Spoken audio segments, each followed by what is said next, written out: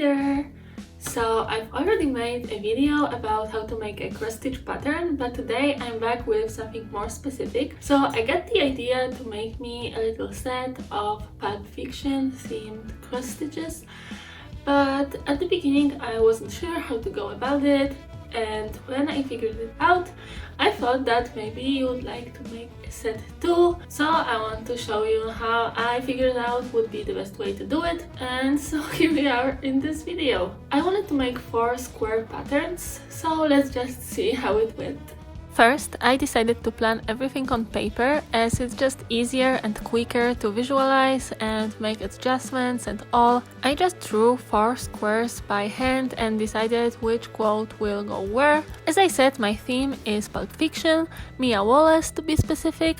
I don't know how familiar you are with Pulp Fiction, but just so you know, I've chosen following quotes/scenes. Now I wanna dance, I wanna win. Now I wanna dance, I wanna win. I said, God damn. I said, God damn! Don't be a square. Don't be a...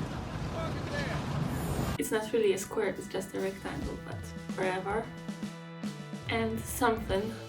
If you're alright, then say something. Something.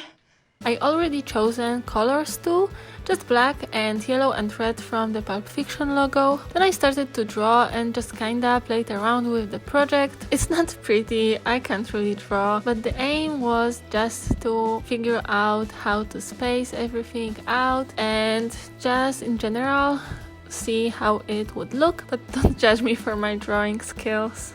Now it was the time to translate it to a cross stitch pattern. The way I figured would be the best to do it is to pick the pattern that would probably be the biggest and start with that.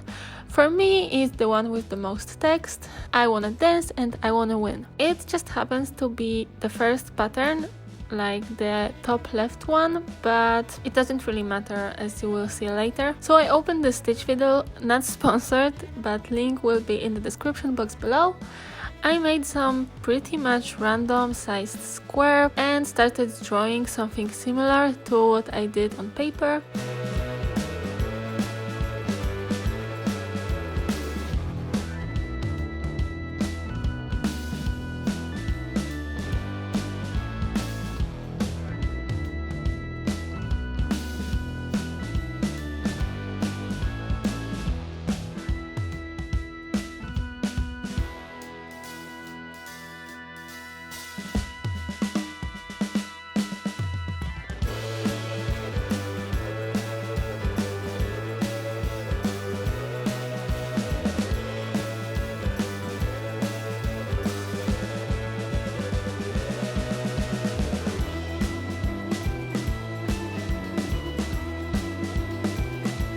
It's not always gonna work out just the same, as it's not as flexible as drawing on paper is, so I played around with it to make it work, added colors and then cropped the whole thing to the size of the pattern. It wasn't a square, so I added enough rows below and on top to make it square.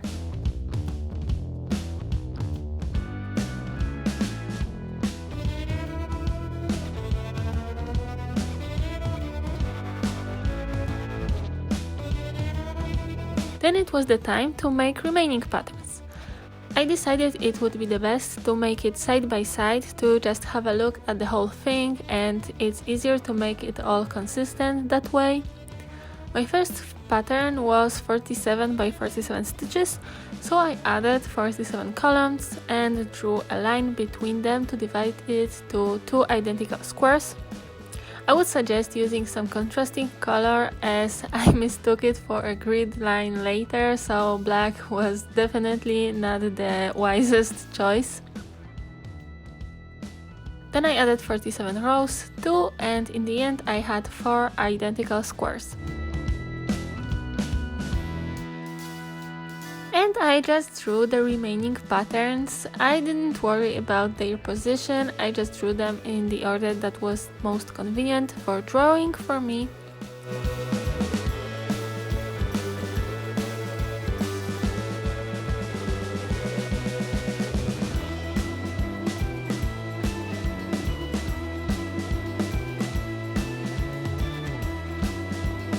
For the something one, I wanted a diagonal text and I'm not really able to draw it there, so I printed some grid paper, link below, and drew it there.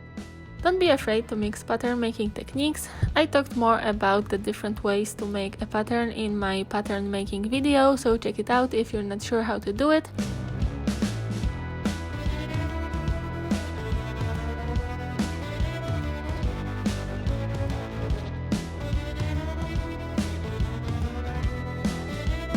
Then I transferred it to the online tool.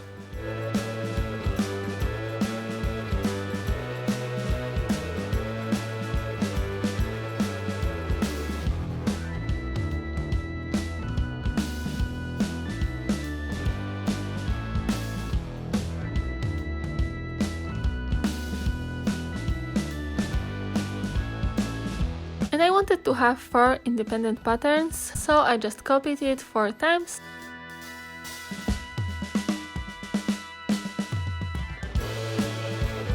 And then cropped every one of it to one of the single patterns.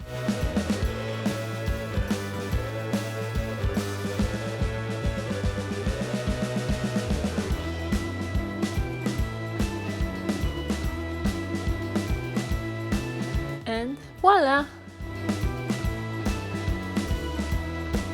Alright, that's it. I haven't managed to cross stitch it yet, but once I do, it will be on my cross stitch Instagram, so check this out if you want to see how it looks. And if you liked the video, if you found it useful, then make sure to click the thumbs up. And for more cross stitch and sewing related content, consider subscribing. And I think that's it for today, so see you in the next one. Bye!